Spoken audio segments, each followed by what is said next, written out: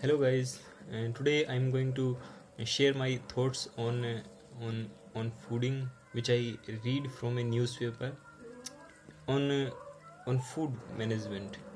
India में भी one of the तो शुरू करते हैं. इंडिया में भी one of the world's fastest growing economies today, but that this growth is लेपोलाइज्ड one is evident when one looks at the country's social sector indicator. On the global hunger index, India is at 55. According to a study by the International Food Policy Research Institute, 1/6 of the India's population is undernourished, while 190 people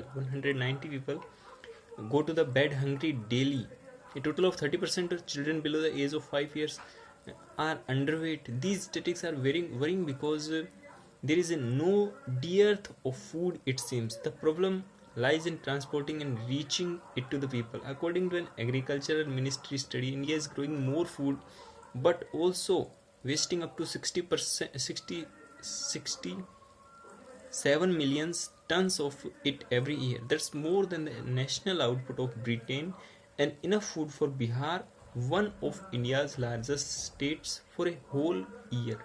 The value of the food lost, rupees 92,000 crore, is nearly two-thirds of what it cost the government to feed 600 million poor Indians with subsidized ration under the National Food Security Program. The wastage happened because of improper handling, lack of own farm weather-proof storage, and lack of refrigeration at the supplier end. The report also gives solutions: standardize food sorting practices, invest in storage, and mechanize farm operations. All this is easier said than done, but the burden of not doing all this is far more damaging for the country. As the report suggests, more important to remember is that food wastage goes beyond just this.